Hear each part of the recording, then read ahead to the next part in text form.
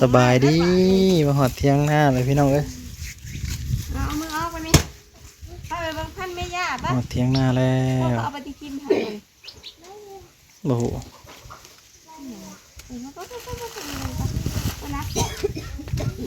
คุยยังพอทำนะประกาศขึ้นเกือบออกก่อนคนนะเกือบออกก่อนเกือบมานั่งเองมานี่จะโทษนั่นได้แต่โพดนั่นจะมีมาให้ที่จะโพด เสาในจังไสก็เข้าใจผิดแล้วสั่งเสาหล่อไปเอาเสานี่อ้าวเมื่อให้ฉันสั่งบอกเราไหมให้ฉันสั่งอันนี้เข้ามาส่งเช้าปูนจังไอ้เพิ่นสั่งขึ้นเลยเพิ่นจะมาเกาหัวยอกอยู่บาดเลย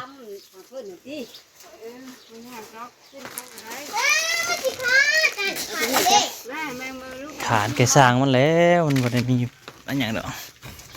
แต่ก็ให้สั่งว้าวสวยงามแท้นี่ว้าวงามแบบถูกว้าวสวยงามปี2026ใช้ปฏิทินไม่มีลายใบเลยนะไปดูลาวโอ้งามอันนี้เนาะอ่านคำอะไรบริสุทธิ์คำเลยพี่น้องอีกคนมาไล่มาแต่ใส่อีกเลยอ่านไปตัวที่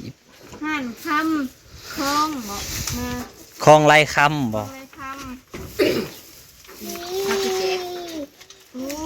แจกหมูแล้วเขาจะ งามเป็นเลยนะดูนั่นแบบเขาเลยนี่โอ้ใส่เสื้อขนาด งามเลย เก็บตัวนี้เบิ้งเห็นนะคะ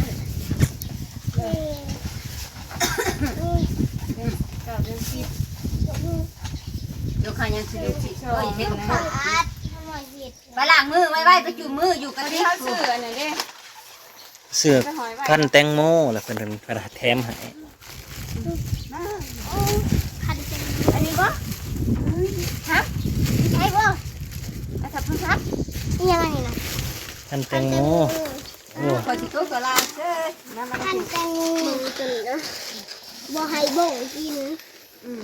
โอ้หัวจักท่วมพยัง พันแตงโมบ่ให้บ่งกินแล้วจะคิดตัวไหนคิดตัวนี้บ่ล้างมือก่อนบุ้งอันนี้นะหมักถั่วหมักถั่วยาวเด้นะพอดาวคนนี้พันเมย่าที่มั่งอย่างนี้เลย50 บาท50 บาท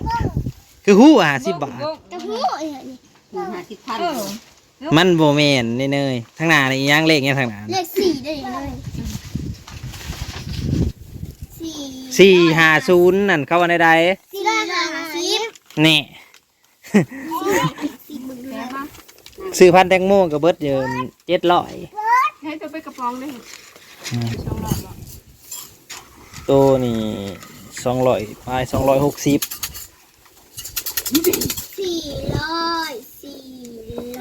ตัวนี้260ปกติถามเขานะเขาเขียนไว้นะหญ้าได้เนี่ย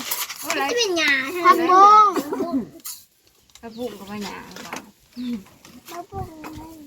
หญ้ากระปุกกับหญ้าบ่ได้ทำบ่ซื้ออีหยังโคคำแล้วนะคำเบิร์ดน่ะไม่คำอีหยังคือย่างโมเมนต์ย่างแล้วบ่มีในใช่เนาะคำแล้วนั่นน่ะนี่บ่มีในเฉยอุ้ยบ่มีในมีในเนี่ยนี่มันข้างในอยู่เด้ผูกไว้หอยไว้งามได้ไว้เนาะมาฮะโอ้ยใส่เด็กตะปูให้แถมให้นอนเนี่ยคองเลยคำคนเดียวจันหัวจักนี่คือห่านข้ามใหม่วันไม่ใช่ว่าห่านไม่ใช่ที่มันมีอย่างว่าปีนี้ปีสิมาเนี่ยเขาพูดเลยนี่จุ๋ยยังสิเนี่ยมันนี่มาเซ็นบอกยาขาด้วงยาขาด้วงเบิ้งสิเบิ้งมันตอกอยู่เนี่ยค่ะโอ้โหเขาไปไว้ในได้นะหอยทางในหอยหน้าตะคูนี่แค่ไหนขาแตงโมค่ะแตง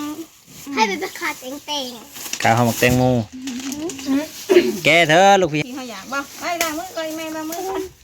ไปล้างมือทุบดินเนี่ยเล่นน้ำมาเลยเดี๋ยวอะไรคุดรักนะว่าคิดเมื่อแล้วก็ถึงมาเรื่องใดยังทางหอดทางทาง คุณรักมาใส่เกลือมันจะเป็นอย่างนี้ เมย่าหมากกลมๆยาว เลยนี่เบิ่งหน่อยนี่บ่มีในอย่างนี้นะ ๆพันธุ์นี่ใช่ไรฝั่งไทยเป็นนิยมปลูก พันอะไร เมย่า มาใส่วันน่ะจักเอาไว้ทั้งอย่าง นี่มันหมากไปเลยหมาก มูแต่วัน หมากยาวๆใหญ่ๆแต่วันกับต่างหาก แบบนี้เด้จ้ะว่า แต่วัน สีดำจินตลากับพันธุ์จินตลา นี่แหละแบบนี้เด้ อันนี้บิ๊กยังก็มาก่อนบิ๊กซัน757บิ๊กซันตัวนี้สีดำกาบบาง ปลาทูคือว่าอย่างนี้ตัวสีเน่าเลย บิ๊กซัน บ่มีใน 700 บาท คิดเลยรวมกันนะ ทูไปไว้สักก่อน ยังไง บาท มาเบิ่งเล็กพี่น้องเลยสั่งสิมาเห็ดแท่งน้ำอะไรแต่ว่า มันคือหลายแท้เลยเขาเห็ดแท่งน้ำมันเดียวนะเขาเข้าใจว่าสิเอาเสาอันนี้บ่ให้บอกกับสั่งเพิ่นว่าบ่ได้เอาเสาอันนี้ แต่ว่าเล็กกลมเล็กพวกอันนี้นะสิเอาเห็ดห้าวมันเพราะว่าสิเห็ดขึ้นบ่งส้มวิวเลยนี่อันนี้จะเห็ดห้าวมันห้าวกันตกก็มีบันไดน้ำแต่ว่าเสาตัวใหญ่ๆนี่บ่ได้อันนั้น เขาไม่ได้ย่างไห้เด้อ ยัง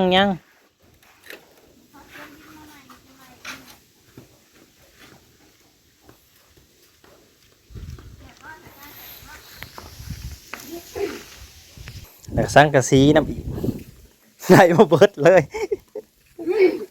ยาวมันเอาเข้ากันยังกันนะพอดีไว้แอมกันแดดไว้แอมทางใต้กันแดดนั่นหนึ่ง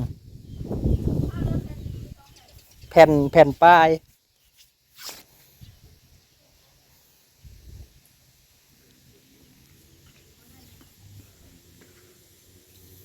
สังกะสีเบิดหลายเติบโปรจังนี่ก็ได้สีเศร้าพามาเบิ่งหน่อไม้อีกก้อนเราอัปเดตให้ได้เบิ่งเรื่อยๆหน่อไม้นี่ก็เงาเลยแหนงก็ได้เริ่มแหนงเริ่มเงาเลยเริ่มไม่เริ่มออกกี่บอลลูนจังได้เดี๋ยวนี้ ออกอยู่นี่ออกอยู่แห้งอีกแล้วพี่น้องเอ้ยมือแรงยังได้สูบน้ำใส่อีกแล้วนี่แห้งไว้อย่าดีดูดเข้าเดียวหนึ่งแห้งเลยมันจะได้ตัดลงอยู่มันสูงโผล่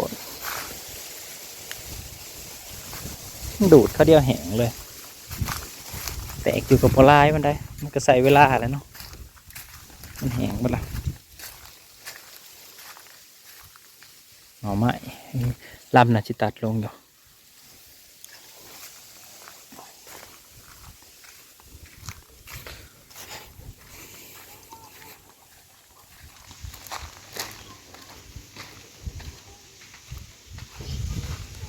ตัวทามสางเลยสิเอามาทักใส่เทิงแล้วก็สิมีบันไดอยู่ด้วยนี่เล็กตัวใหญ่เป็นบันไดหรือเป็นยังห้าวอันนี้มีบันไดขึ้นนี่แหละบังชมวิวนี่แหละพี่น้องทุกอย่างก็ต้องลงทุนมันไม่ได้ใส่งบหน่อยๆแต่เลยนี่บ่เป็นเบิดว้าวเราเบิดหลายเติบเป็น4-5 พันแล้วไปจังนี่4-5 พันแล้วจัง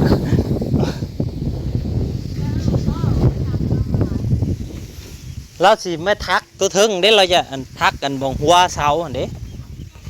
เล็กใหญ่นะทักหัวเสาให้มันคงเห็นยังเอ้ยลูกพี่เห็นยังเอ้ยลูกพี่ กินหวานนี่แม่กินหวานเลย โอ้ทำหน่อยเอาไปกินหญ้าในก็งัวปะครับเนี่ยโอ้ยยังอยู่นี่งัวสันมาหน่อยงัวหน่อยมันหน่อยไปกินหญ้าก่อนเด้อไปกินหญ้าก่อนเด้อนะเอาไปกินหญ้าได้งัวนี่กินหญ้าได้นี่ทำได้กินหยัง กินยัง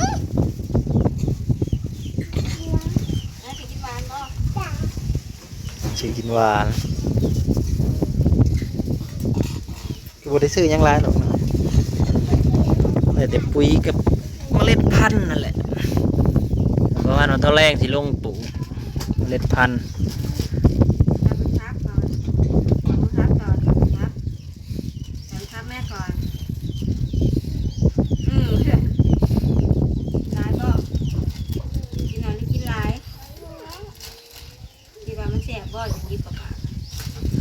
คันใส่น้ำหวานมันก็บ่แซ่บแล้วว่า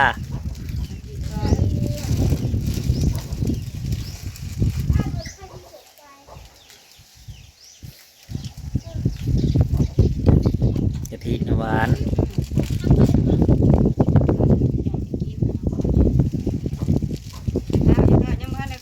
ยังน้ำหวานยังน้ำหวานยังน้ำหวานยังน้ำเชื่อมมัน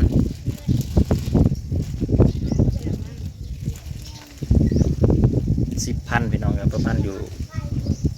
10กว่าบาท15-16 บาทนี่แหละที่ไปวุ่นๆนะครับยังเห็นเนาะนี่พงวุ่นของมันวะ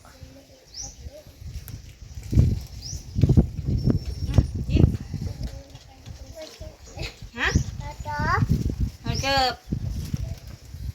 มาอย่างมากก็แล้วอย่างให้มันกินกัน เท่าวิโก้กับแม่กัน หยดมันเลยมันตื่น ที่หยอกมันเห็นยากยังร้อนอยู่นะครับเนาะกินในเปล่าลุงบอกด้วยกินได้หวานน่ะ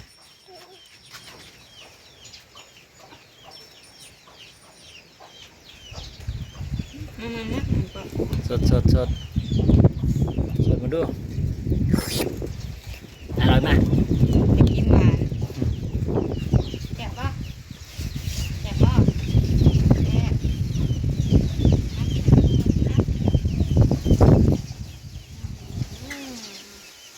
แม่ชิมมือนี่แซ่บว่ะแบบนี้เนาะ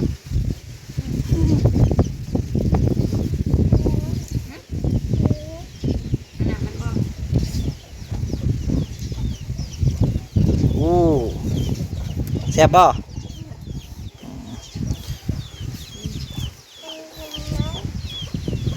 พอกันใหม่เป็นน้องเลยขอบคุณอะไรที่มาผสมเนาะโอ้ยลงมาเหยียบ